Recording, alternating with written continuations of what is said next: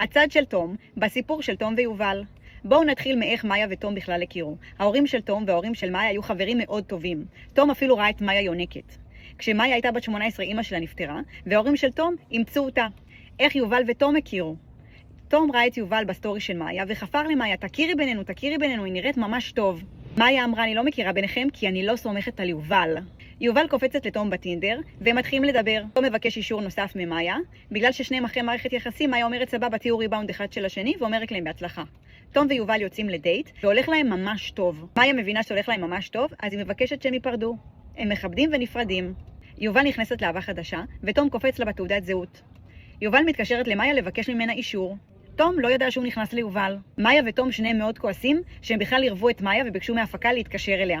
תום מקטין ראש ואומר יהיה בסדר, ובכל זאת נכנס ומתחיל להכיר את יובל. מאיה מגלה תוך כדי התוכנית שהולך להם ממש טוב, אבל תום לא מספר לנו איך היא מגלה את זה. יובל ותום יוצאים מהתוכנית ועוברים לגור אצל תום. מאיה כועסת על תום ויובל שבכלל הוזכרה בתוכנית, והיא אומרת שהתחיל עכשיו דיבור בסשה, אני מזכירה שהתוכנית עוד לא עלתה, שכולם מדברים עליה, על זה שהיא סכסכנית. לפי הסיפור של תום, מאיה לא קיללה את אמא של יובל, אבל היא כן דיברה איתה כי היא מרגישה עם אמא של יובל בנוח. תום בכל זאת נוסע לאמא של יובל ומביא לה פרחים ומתנצל על כל הסיטואציה. אחרי התוכנית בשלב הפרידה, תום מגיב ליובל על סטורי שלכאורה מדבר על מאיה. יובל כועסת שכל הזמן הוא מגן על מאיה, כמו בפודקאסט עם סוויסה, ואומרת לו, נמאס לי, ומבקשת להיפרד ממנו בהודעה. תום מספר שהוא מאוהב ביובל, אבל לדעתו שום דבר לא היה יכול לעבוד, כי היום הוא מגלה את הפרצוף האמיתי של יובל. אני רוצה לאחל בהצלחה רבה לבת זוג הבאה של תום, שתצטרך להתמודד עם מאיה.